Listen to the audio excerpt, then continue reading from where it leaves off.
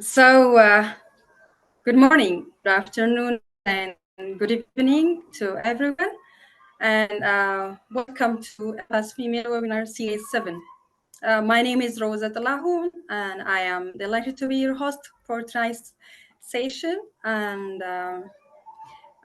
today's topic is something that speaks directly to many of us, especially women educators, which the topic is women work-life balance, strategies for achieving balance and success. So we are honored to have a special guest speaker with us this evening, Betelhem Taye, who will be formally introduced in just a moment, of course. And before that, just a few quick reminders for all of us who are attending today's session. So please keep your microphone muted unless invited to speak or to say something. And if you have anything to say, of course, you can use the chat box. So feel free to use write something, question, thoughts, anything you'd like to say in the chat box. And then, of course, we will have a dedicated question and answer session at the end of the presentation. Okay, so keep in mind these things. And now, without further ado, I'll hand it over to Saunet to introduce our respected guest speaker. So, Saunet, over to you. All right. Thank you, Rosa. Can you hear me? Yes, I can hear you. Okay, welcome back once again, all of you, to our 7th female webinar. So I'm really glad to introduce our today's presenter, Betelhem Taye.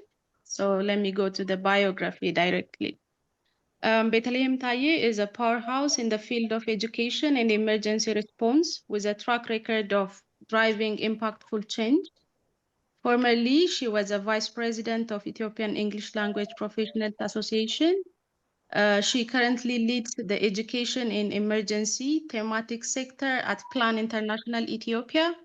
Her recent roles at International Rescue Committee saw her spearheading key projects, including the resilience expansion through active learning emergency response education project, where her strategic acumen ensured the project's successful execution.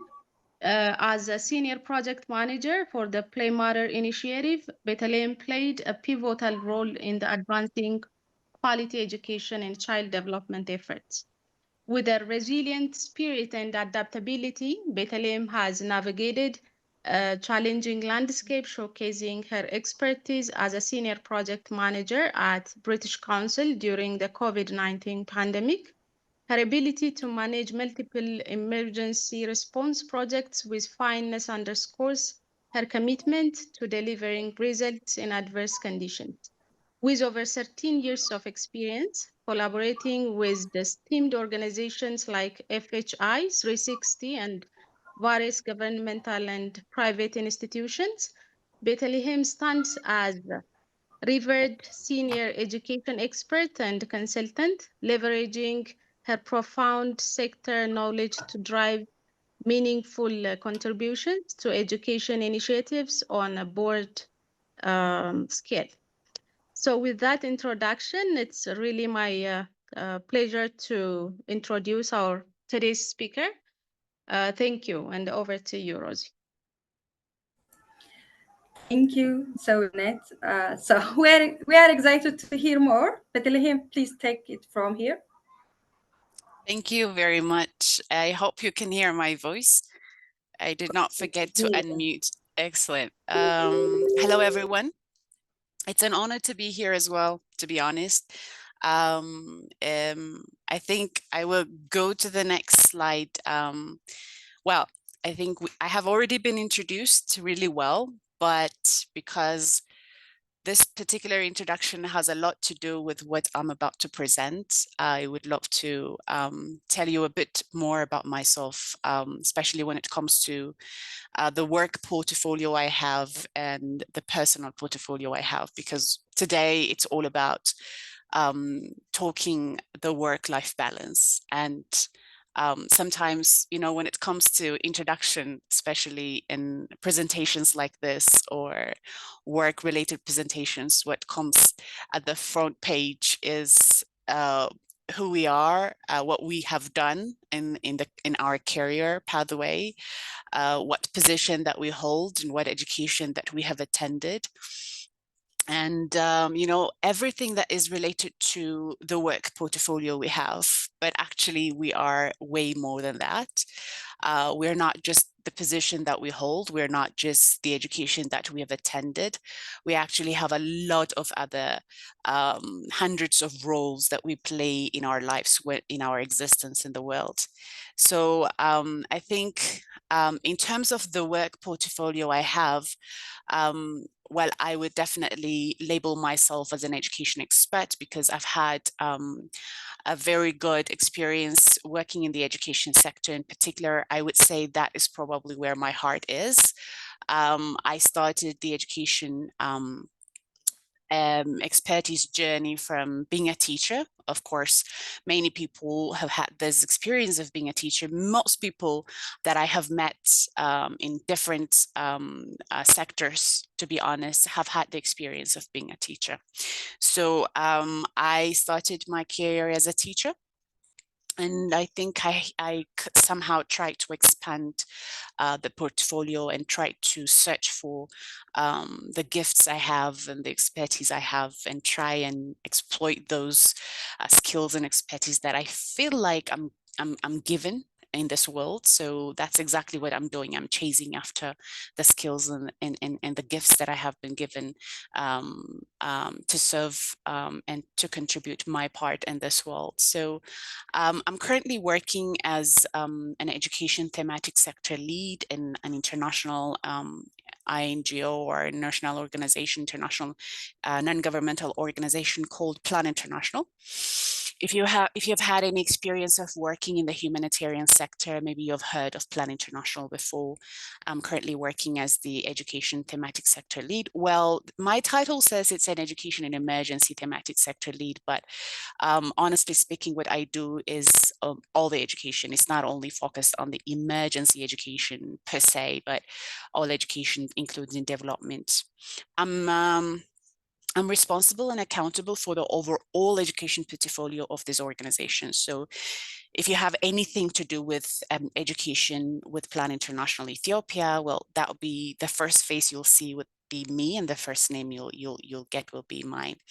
I'm almost everywhere because Plan International Ethiopia is well known for particularly the education interventions we have in the humanitarian sector. So you could imagine I am running a very huge portfolio when it comes to education in this particular organization. So I almost do everything from start to finish, from starting the strategic planning and putting those strategies into action, project design, project proposal writing, and then ensuring effective and successful implementation of projects. Everything I do it. So you can imagine I'm very, very busy because especially I'm sure you're all aware that currently due to the Trump administration, particularly the USAID has been introducing a lot of budget cuts in the humanitarian world. So that is a lot of chaos that it has brought to what we do. So that impact and also other donor organizations following the same route like FCDO doing the same with budget cut and budget minimization. You can imagine there is a lot of things that we need to reshuffle and restructure in our organizations, in our portfolio as well. So that has been a lot of challenge for us. And you can imagine that I am kind of running a lot of things on my own, at least for the time being. So very busy and hectic. So I'm here to share with you how I kind of juggle my responsibilities at work and also my responsibility I have in my house, my life, my personal life. Before that, I've worked in different organizations like International Rescue Committee, British Council, FHI 360. Addis Ababa University, I've had the chance to also lecture at Addis Ababa University as well. A lot of works that I have had. I'm also a media expert. I've had a very long years, I would say, for my age, a very long years of experience working as a newscaster and a senior producer, news producer and reporter for the Ethiopian Broadcasting Corporation. So you can imagine that I've been juggling a lot of responsibilities in my hand, and I'm still doing that. Betelhem was herself, who she is really, her personal life. I'm a mother. That's the portfolio that I was referring to when I started my presentation. You know, it's not only about the positions that we have and the education that we have attained that really defines us. We actually have a lot of way more roles that we play in our lives as well. And we have a life and we work to live. It's not vice versa. You know, sometimes people think they live to work. Actually, I work to live. So that is, those two things are very, very different things for me. That's my personal definition that I always give to work. So I'm a mother. So my family always comes first. I'm a mother of 4 children. I have 4 boys. I'm a wife. I'm a daughter. You can imagine I'm a colleague. I'm a friend. I'm an aunt. I'm a neighbor. You know, I have a lot of other portfolios and a lot of other identity I have at home as well. So that is also another role and responsibilities that I need to really put together to make sure that I am satisfied and I am happy with my life and I'm fulfilled with what I am doing, because that's particularly the definition I give to my life. Life is all about being fulfilled, being happy, and happiness is different for people to people. But for me, making sure that I am actually working to live, but not living to work, and making sure that, you know, all the loved ones and everything that I prioritize in life comes first is probably something that defines me. So I think this should be enough about me. But if you have any further question, like the hosts were saying, you can put it on the chat box. I'll be very happy to answer if we have any time left. Great. Importance of work-life balance. Just I should start with a disclaimer here, because I'm not here providing this presentation because I'm an expert in work-life balance. I'm not. I'm here to share my personal experience, and I believe there is a lot that we can learn from each other. Honestly speaking, I'm also looking forward to learning from you. That's what I believe is the value of this kind of platforms, just to share experiences. I'm not here to preach anything. I'm just here to lead our discussion. So in the presentation I've tried to put together the presentation to be as participatory as possible so that we can communicate with each other, and I learn from you and you learn from mine as well. I will come back to it at the end of my presentation, but sometimes it's as easy as learning from other people that actually keeps you strong. You know, when you actually see other people experiencing, maybe going through the same life that you're going through, the same struggle and the same hustle, maybe even way more than the same hassle, the hassle that you're going through, you actually start reflecting on yourself and say, oh, wow, so I actually, it's just not only me. There are other people who are actually experiencing way more challenge than I am experiencing. So this could be, you know, a really good platform where we can reflect on ourselves, see where we are when it comes to balancing what we are doing in our lives, and really understand what life is for us. So I'm not going to, you know, it's not a new thing for you to understand the importance of work-life balance. Obviously, it's very, very important. Making sure that it's not only important for the definition that we give to life, but or to being happy or to being satisfied or fulfilled in life, but even for the work that we delivered, for the ambition we have in our career, making sure that we are delivering successful works and achieving milestones in our works and we are developing in our career, we need to make sure that we are mentally and physically well. When we maintain our well-being, that means we can also deliver our deliverables, our work. We'll be very good at what we do. So making sure that we are actually saying no and putting limitations to some works we have, responsibilities we have at work. And the same goes for the personal life as well, you know, making sure that we have clear boundaries between this work and life is something that we're going to talk about today. So obviously, you know, this would help with not, you know, experiencing burnout in what we do. You won't be very exhausted, making sure that you are balancing what you do in your office or in your school or in wherever you're working, and making sure that it's to the limit, and making sure that you're also giving time to your family, to yourself. That would help with not experiencing burnout, not being very exhausted of life, but actually living your ambition, making sure that you're realizing your ambition. Emotional well-being, mental well-being, physical well-being, social relationships, all this would come or would be realized if we make sure that there is clear boundary between what we do in our career pathway and how we live our lives and how we prioritize ourselves in the process. So what I was talking about, this happiness, this satisfaction, this fulfillment would definitely come afterwards. Is it easy? It has never been easy, and it will never be easy. Can we really draw that clear boundaries between work and life? Maybe not, but we can try, because we don't really have any other option other than doing it. If we really want to be successful in what we are doing and also be satisfied in how we're running our lives and the responsibilities we have in our houses, especially as a women, as mothers, as wives, or as even an individual woman who really needs to look after herself, I think it's a must, it's mandatory. We need that to sustain our way of living. So I have questions for you, but for these questions, I want you to be very quick when you answer them. I'm going to ask my hosts to look at your answers on the chat box. I want you to put your answers on the chat box. Like I said, I'm not here to preach. I'm here to learn from you as well. But I'm sure I can guarantee you there is a lot you can learn from me as well. But let's do it like this. The first question I have: what do you think are the common challenges in achieving work-life balance for women? Okay, it might be a bit different for men. So what are some of the biggest challenges you personally face in balancing your work and personal life? So do it like this.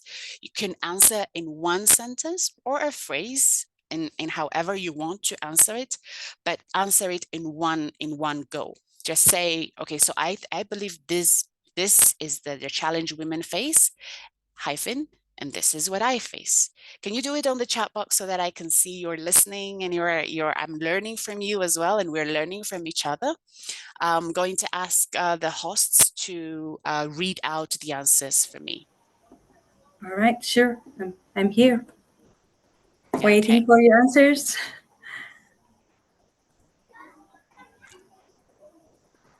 The cultural burdens imposed to women is 1 point. Okay. Yeah, extreme one-sided commitment, raising children and doing all the activities required at work and from work home, I guess. Mm-hmm. What I face is prioritizing and interference. Yeah, expectation above women should, lack of time management, I guess. Yeah. So, Lack of orientation too. okay, excellent, Segereda. Lack A of orientation. culturally interesting topic. I really like it. It says. Wonderful. Okay. And Francisca, as a teacher, you are to be everything like I am boring mistress, so I am a mother of all the girls. So sometimes I have, yeah, I'm sorry, I'm missing some of I have taken care of girls and leave my daughters. my daughters. Good. A lot of responsibility, religious perspectives. So many answers are coming. So Traditional roles of women. Mm-hmm. Mm-hmm.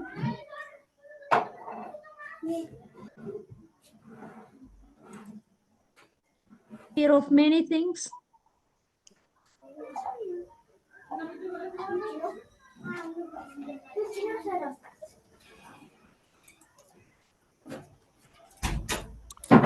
Yeah, I found myself too occupied. How many participants do we have in the room? Yeah, we have 38 participants, which is excellent. 38. Yeah, which Yeah. it is very excellent. Yeah. Okay. Lack of understanding from family members and colleagues and so forth. So let's move on, right? Okay. Yes, we can move on, but before we move on, I would like at least 2 people to unmute themselves. And if you feel like your challenge, your particular challenge is something that we all can learn from, please unmute yourself. Segu or Rosie or someone that you can give these people if they have raised their hands. I cannot see that. If you can give 2 people to unmute themselves and say something, that'd be great before we move on to the next slide.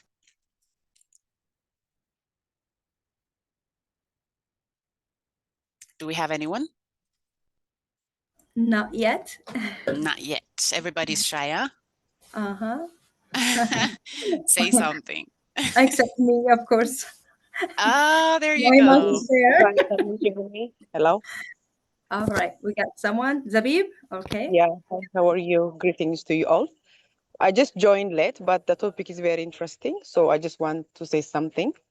I believe most of the things has been raised, such as the gender role that we have, and again, lack of the support system, where most of the household task is assigned for women.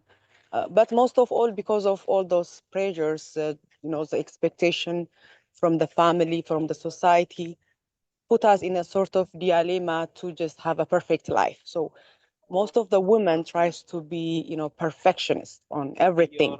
So this by itself, I myself is annoyed because of this thinking that I have to make everyone happy, to please everyone, and to forget about my life, my happiness, my self-care and everything. So I'm working on that as well. So I believe most of the women here encounters such a perfectionist issue that we build because of the expectation we have in the society and in our family.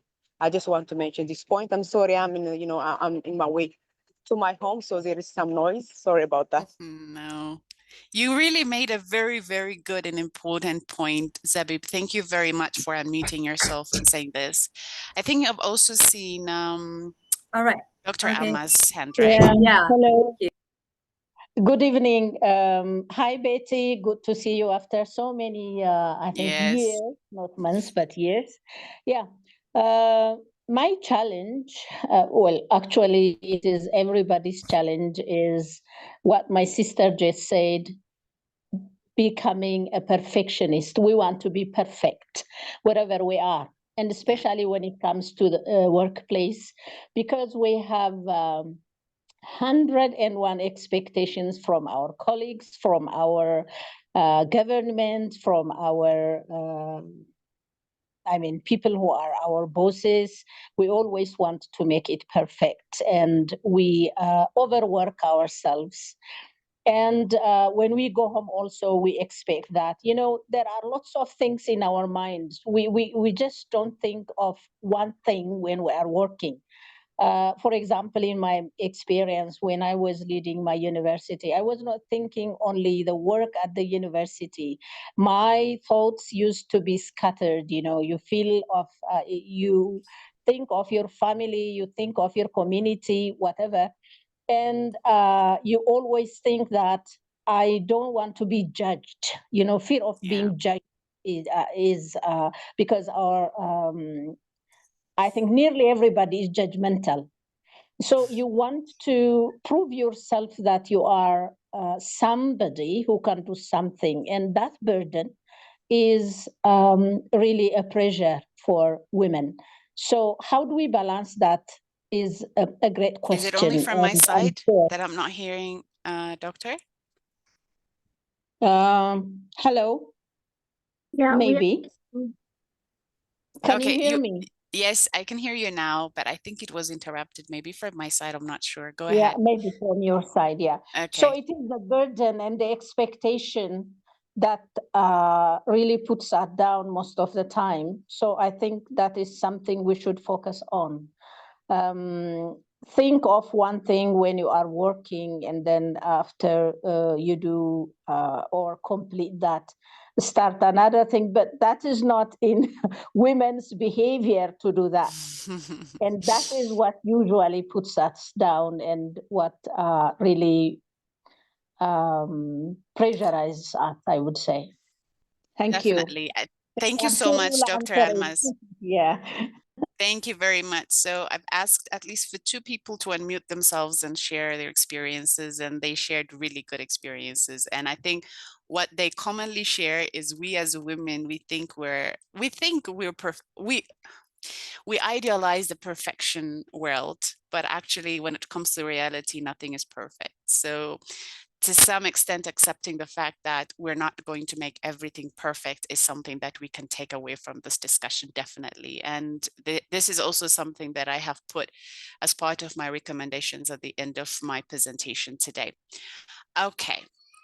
Conscious of time, let's move to the next slide. So the challenge faced by women, you've shared almost everything that I have in my presentation here, because like I said at the beginning of my presentation, what we're doing here today is sharing experiences, and I'm not here with anything new that you did not know before, but maybe somehow it would help all of us to reflect on ourselves and try to be a little bit better, but we can definitely not be perfect. So like you said, this societal expectation of, women of, being the primary caregiver for the household, all the household responsibilities that the society, when we mean the society, it starts from our families. It starts from, if we're married, starts from, our marriage families. It starts from our own families. It is within our marriage as well. It's within the households, in the children as well, and it's in the neighbors. It's everywhere. So the societal expectation of expecting women to actually be the primary caregiver of the household, and making her perfect in a way. I mean, expecting her to be perfect is a challenge that we all face and that we can all commonly share. A couple of other bullet points that I have tried to brainstorm prior to my presentation is something that I personally experienced as probably a mother myself and a full-time working woman, is in addition to societal expectation, after giving birth, we don't really have that system within the country that helps us to have affordable childcare services. So it's most of the time very challenging for a woman after giving birth, especially to resume work because of this challenge that women face in particular. I can only refer to our context in Ethiopia, and I would love to hear what other countries have in terms of that. So like we said, you can put that in the chat box.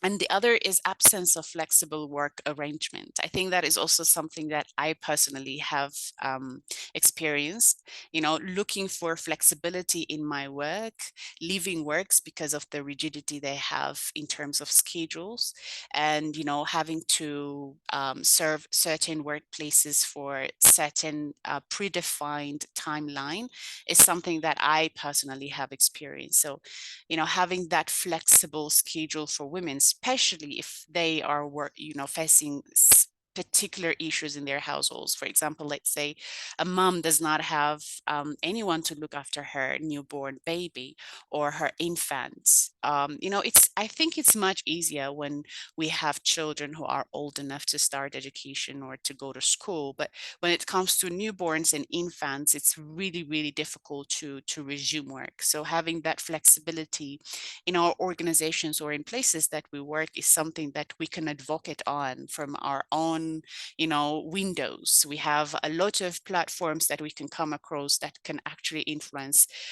policies to consider that for women, especially for new moms.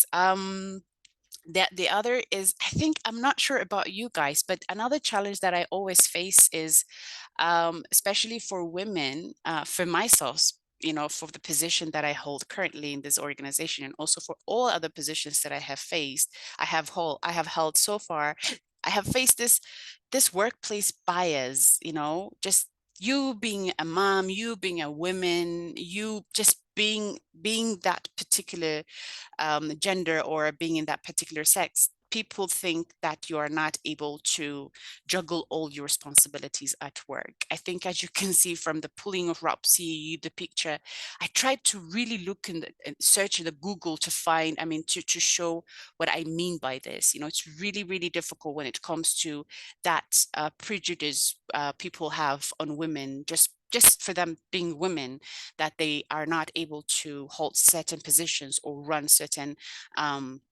accountabilities just because they have other responsibilities at home, or just because they are women. That is also, work bias is something challenging that I have faced personally. Striving for perfection. This is something that I have also included in my lists. I am a perfectionist, and that has been really, really challenging from my side as well. So like you said, trying to be perfect in the workplace, at work, on what we do, and trying to make everything perfect at our house as well. It's just impossible. We cannot do that. Actually, I would say we women are, superhuman when it comes to that. We're really good at that. If we try and, see what, I'm not being sexist when I am providing this example, but if we really be transparent with this and see what our husbands are able to do, or what our men counterparts are able to do in their houses and at work, when it comes to women, we're actually really good at it. Even if we're not very satisfied with what we are doing and it's not up to the level, we're still doing really good. But the fact that, having that perfectionist mentality would definitely be hurting. So hurting our feelings and, demotivating for us. So thinking that, no, nothing is perfect, but we're really doing good at what we are doing so far, and we really need to balance, and we should not expect everything to be perfect, is a good mentality for our mental well-being. Yeah, I think these are the challenges that we face. This is very quick. I want you all to put it on the chat box. It's a riddle, and I want you to guess. I want you to guess the answer. I am taken for granted, overlooked, and underestimated, but in my silence, I hold immense power. What am I? I'm only going to give you 1 minute to answer this question, and then I will come back with the answer. Go. Put it in the chat box. You can read it, right? Yeah. I'm taken for granted, overlooked, and underestimated, but in my silence, I hold immense power. What am I? Just 1 They're, minute. they are saying a woman. Okay. Time. Time. Female. Okay.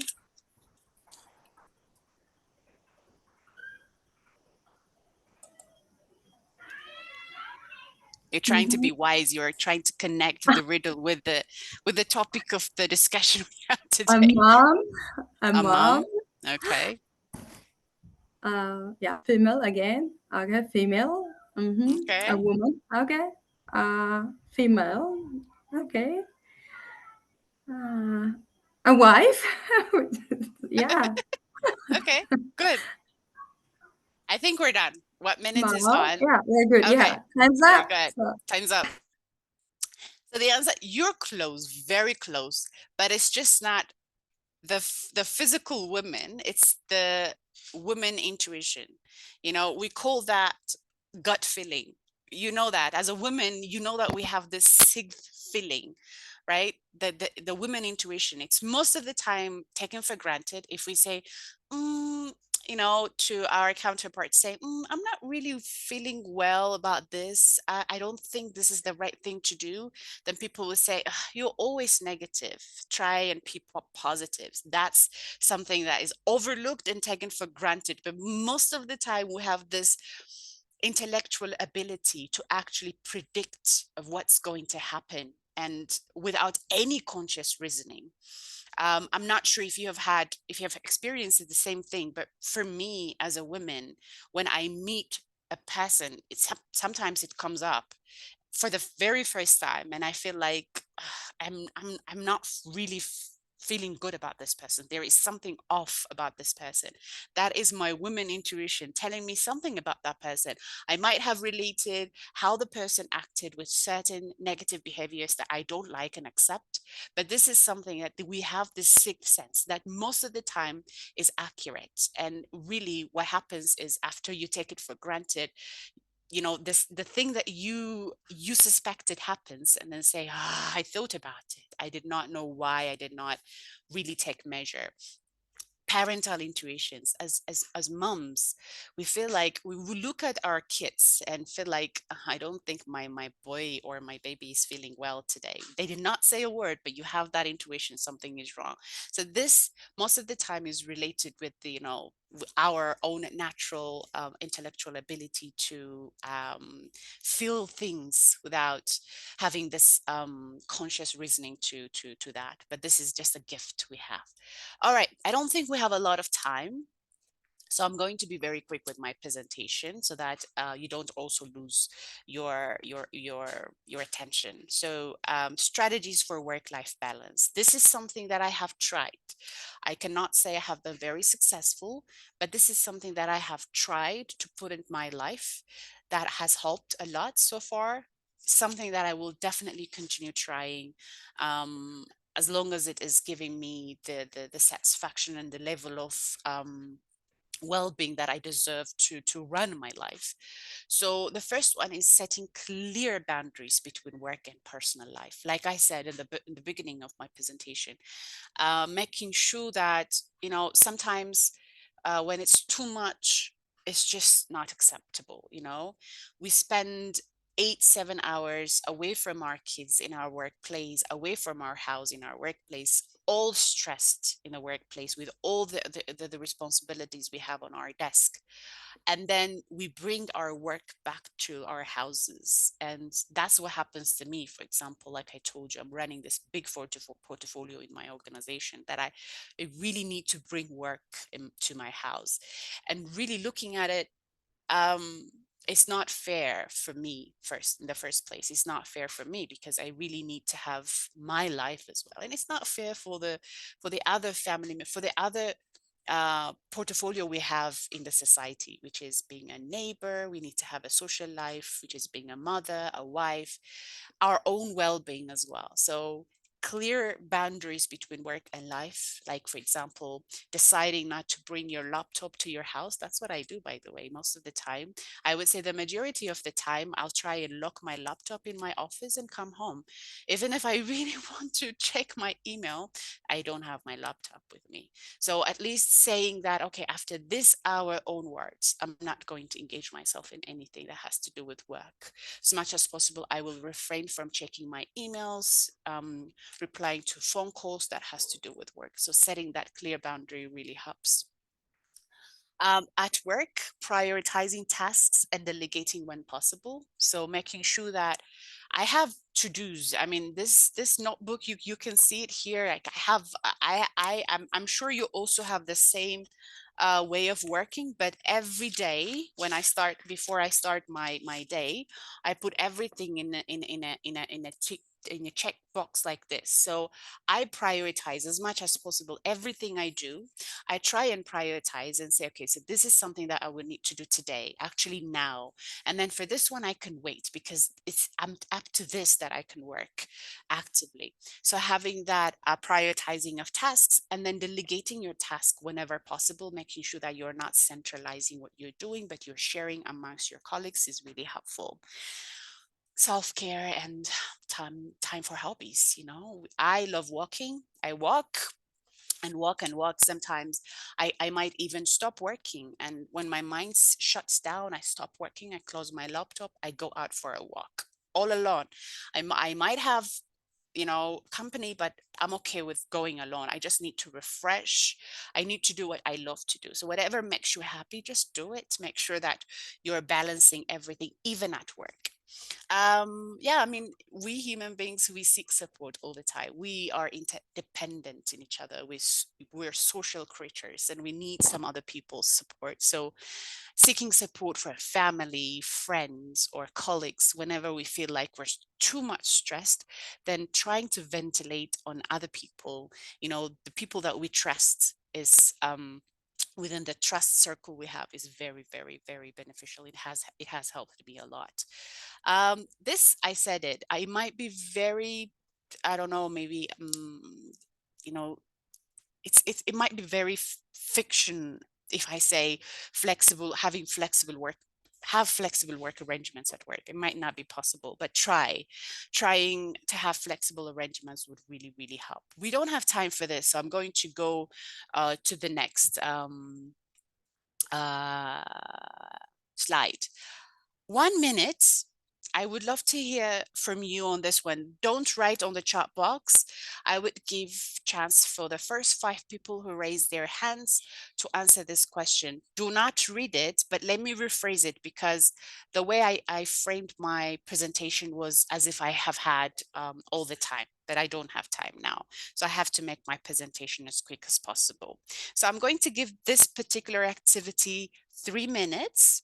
If I am allowed to give 3 minutes, hosts, and I want you to unmute yourselves. I think hosts, you can call out the names. I want you to share how you relieve your stresses. What, just in simple phrases or words, okay? Don't take too much time, because they're telling me that I don't have much time for this presentation. I wish I have the whole day, but what are the techniques you use to relieve your stresses? So it could be at work, it could be at home, it could be anywhere. The location doesn't really matter, but what really helps? What are the techniques that you can share with us? The first 5 people, 3 minutes, hosts. If we cannot have 5 people in 3 minutes, then we're off. I can go to the next slide. Yeah, Okay. Sagerita has raised her hand. So. Okay. Okay, thank you so much. The methods or the technique that I used to relieve the stress is just having a short nap if I have time, or if you cannot, if I can't do that, I just simply sit in 90 degree. Then I close my eyes and I just have a deep breath. Then the feeling that I have before and after is I become stressed before. Then after that, I relieve from my stress. This is the thing that I just do when I am stressed. Thank you. That's very interesting, Good. Sigi. Thank you very much. Good. Radia, you may speak. Can you hear me? Yes. Of course. Okay, thank you. My stress relief technique is prayers. When I pray, I realize the stress things maybe in some way. The biggest one for my stress relief technique is prayer. Okay. I can forget anything when I pray. Before that, after that, I can relieve. Excellent. Thank you very much, Radia. Great. Okay, And then excellent. All right. Zufan Gebrahewet, and then Francisca next to Zufan. Hello, everyone. It's nice to meet you. Thank you so much for the chance given. My technique is already sport exercise. I am a professional, so when I feel a little bit stressed while working, I just leave it out and make that exercise. It can be a flexibility, aerobics, and something. So that helps me a lot. That's almost my friend. So this is an experience that can I share with you. Thank you so much. Thank you. Thank you so much. Thank you, Zufan. Nice. Okay, nice. Francisca and Betty, please know that we can have 10 more minutes. 10 more minutes. Okay, 10 is good. Okay. So Francisca, Okay, good evening again. For me, when I'm stressed, I always listen to music, and I always go for a walk. I always feel like taking a walk will relieve my stress, and also praying also helps a lot. Thank you. Interesting. Interesting. Okay. Okay. I'm seeing Adanich, right? Yeah. We have a Thank few you. seconds. Yeah, thank you so much for the question. When I'm stressed, I only pray. Maybe Okay. sometimes I exercise. Thank you so much. Thank you.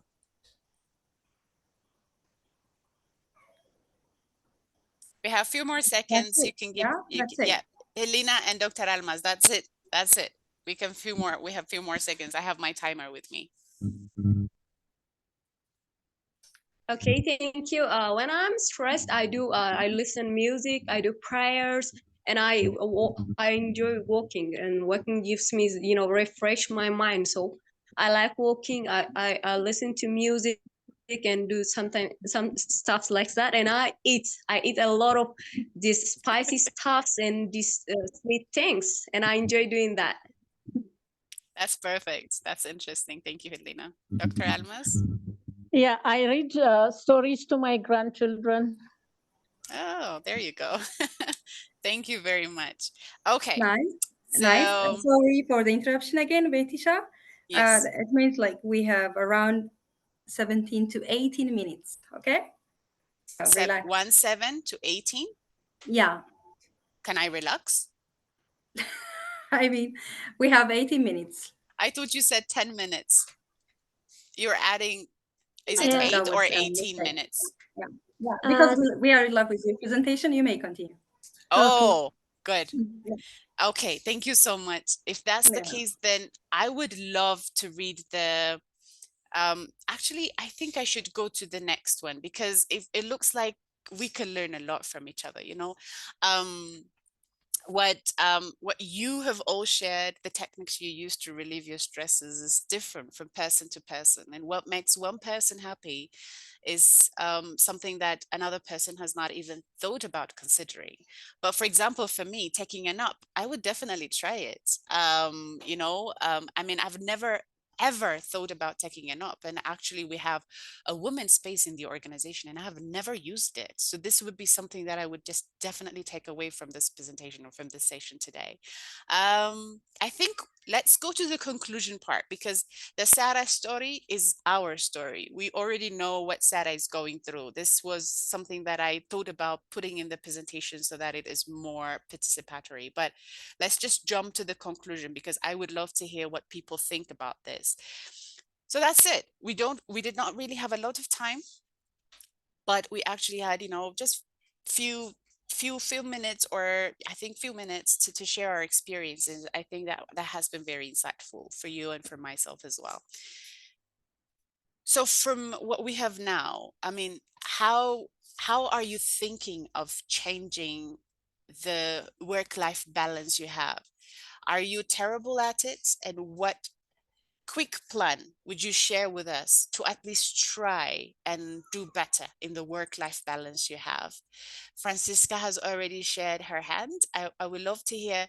I think I can give, if I have 10 minutes, I have one more slide after this. So Francisca, please go ahead. I think I could give 5 minutes for this one. And I would love to hear people who could share with us one action point, one commitment they would take away from this presentation to try and have a work-life balance after this, because it would definitely help us learn from each other. Francisca, did you put your hand down? I thought your hand was up. We have Helena, Okay. we have Dr. Almas. Please go ahead. 5 minutes. Okay. For me, I can say that what I'm taking from this topic is that we as women, we need our me time. At time you just sit and relax and just think, because like the society has given us a lot of responsibilities that you don't even know that you have. So sometimes you just have to have your me time. So like you just keep away from everything you have, you love yourself and everything. So that is what I'm taking from this. Thank you so much. Me time. I don't have the sequence with me, but I think Helena, you can go Yeah, first, and then Dr. yeah, Agnes. you are right. Go ahead. Okay, thank you. In this situation, from this presentation, I've got this putting some boundary between our work life and also our this personal life is the great thing to do. And I have taken that and also putting this day-to-day plans, action plans that we do, as you have presented, like putting our day-to-day activity into some chart and following that is a good thing to improve our life. That's what I get from this presentation. Thank you. Thank you very much, Helena. Doctor? Yeah, it really took me a while, but I learned that I cannot be perfect in everything. Definitely. Definitely. Do we have any other person? Secretary. Okay, thank you so much. I have learned a great lesson today. I don't have a work-life balance. I didn't have still, but hopefully in the future I need to have a sort of balance because I dominantly spent most of my time for work rather than my life. I don't have a me time. I totally don't have me time. And I will try to have this me time as well as and the time for my children and my family. So I learned that to give an equal chance for both of experiences, the work as well as the life. Thank you so much. Definitely. Veronica? Yes, thank you for this space and for this opportunity to share. I just would like to say that in my case, it might be probably more like setting clear boundaries between work and life, because as I wrote in the chat, sometimes it's difficult for me to do the activities at work and from work at home, because I also, since I also am a professor, but I have the coordination of a program in my institution, and sometimes I bring home work, and sometimes I'm very stressed because I have to be working at home, taking care of my child, things. So I need to set more clear boundaries, I think, between work and my personal and family life. Thank you. Definitely. Thank you very much. Do we have any other person raising hands? Rosie or Zuku?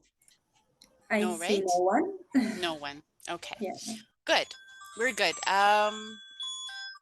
So I think we're done in terms of the takeaway that you just mentioned, setting clear boundaries. And I really mean it. This is something that I have tried to work on myself for quite some time, because you really need to have that me time, like you said, sitting down and trying to reflect if what you are doing so far, or what you've been doing so far, what you're doing now, is actually giving you the satisfaction you need in life.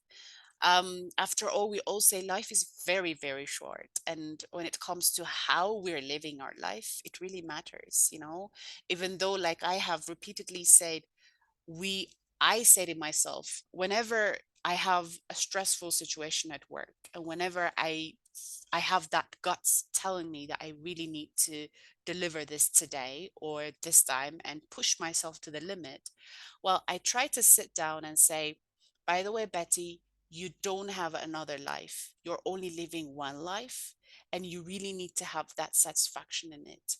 Are you, by pushing yourself to this limit, are you really being satisfied? And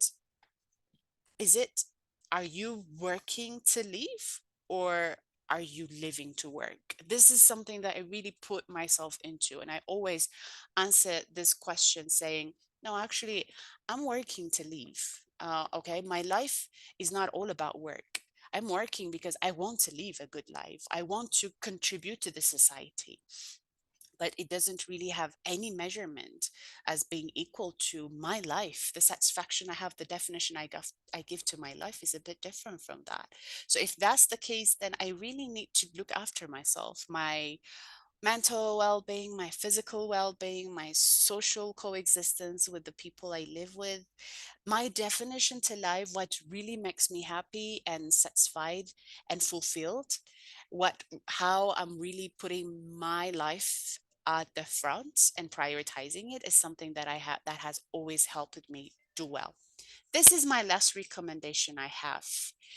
So in terms of policies, we can advocate on this, by the way, and it starts from, we might think it's the little thing we're doing, but it's the little thing that matters.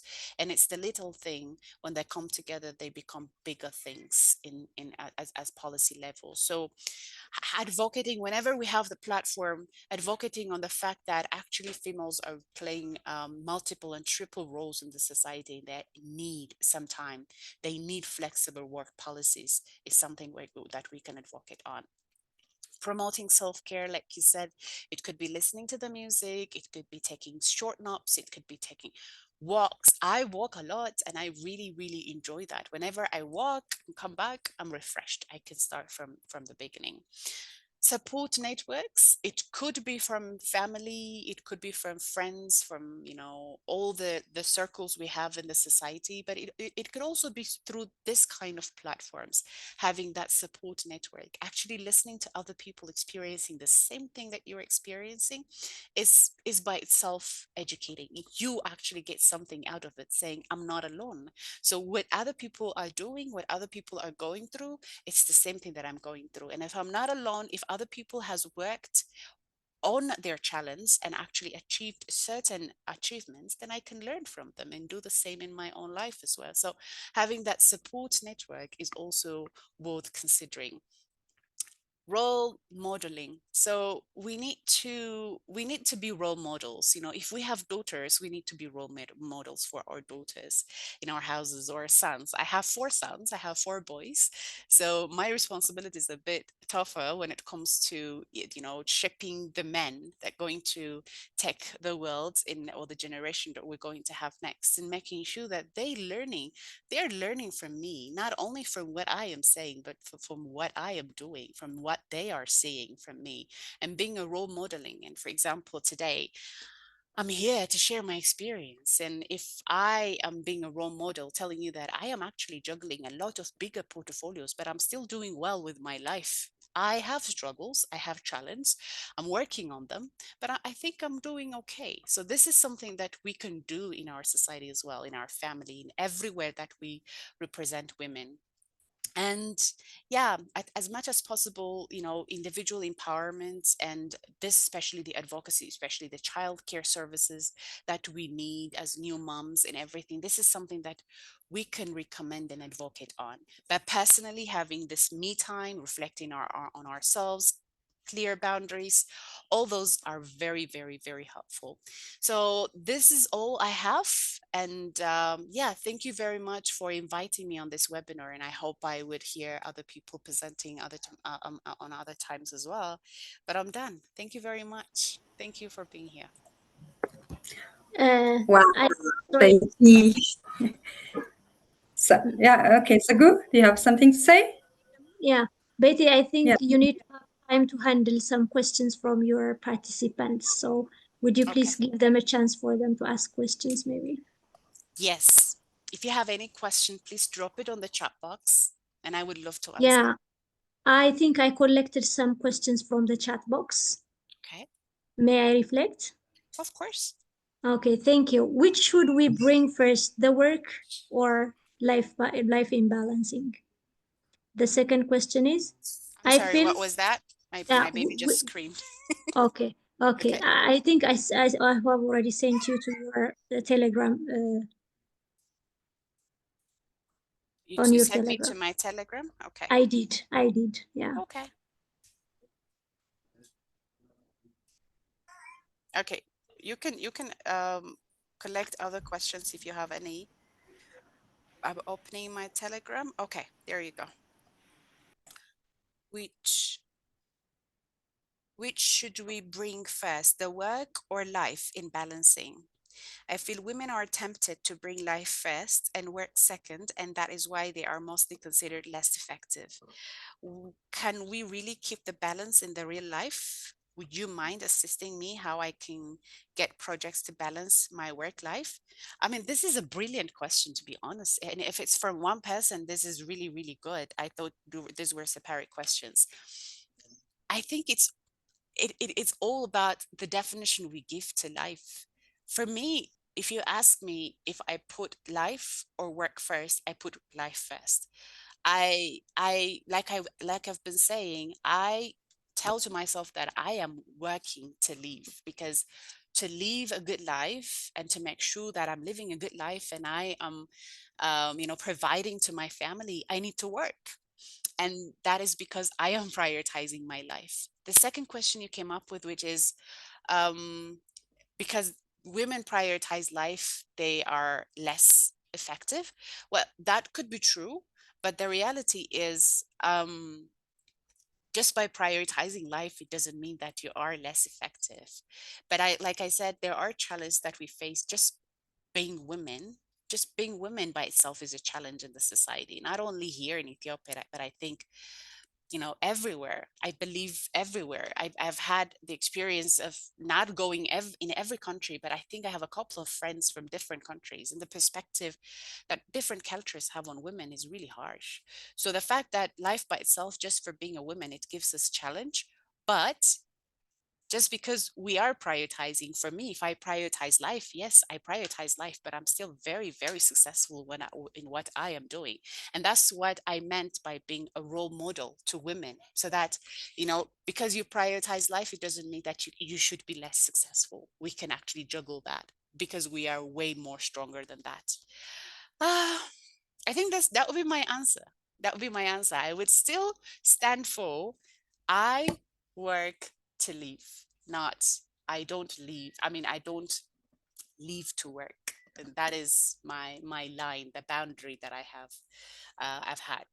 But proving ourselves in the society is also another journey women take. For me, whenever and wherever I work so far, I've had the experience, the opportunity of leading really senior positions. And wherever I go, I have this prejudice. So I need to prove myself, showing everybody in those. It's not only men, it's not only, the other gender or the other sex that is actually challenging us, but it's also women having that less definition to women.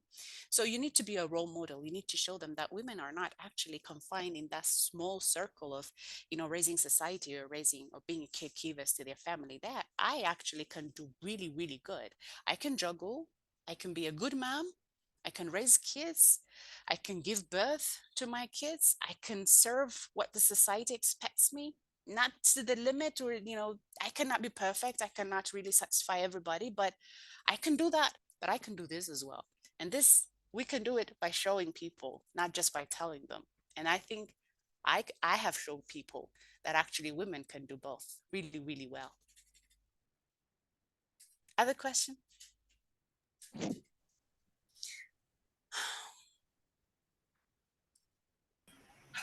Yeah, that's all, I guess. That's all.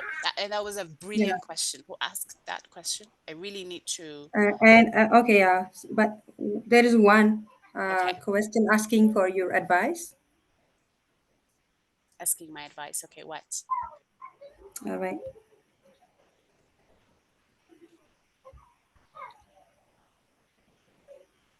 What advice would you give to someone going through, thank you for it says like this. Let me read it. Thank you very much for your tenacious, masterful multitasker, zealous, and steadfast character. I learned a lot, it says. And from experience, what advice would you give to someone going through a similar experience? If asking about a place or to someone going through a similar experience? I don't think I got the So question. I'm what is sorry. it like being in a what was it like being in that environment? What were your initial impressions, and how did you feel? And how did your feelings about it evolve? It says. I think someone should help me with rephrasing that. I am still being challenged to understand that question. I'm so sorry. Help me rephrasing that.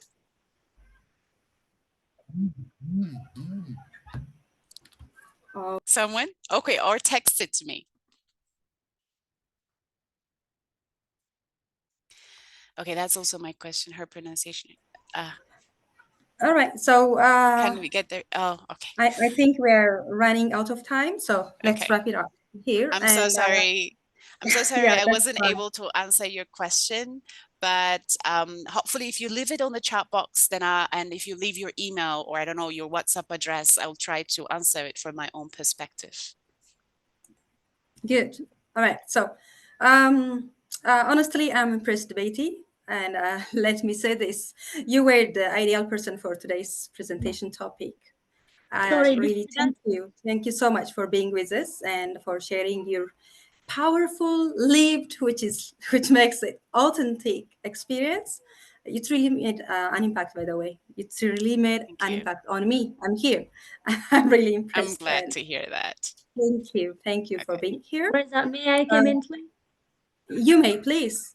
Okay, thank you. Participants, would you please fill the forms? We have already sent the correct form right now, so you can fill the form. So thank you. That's it.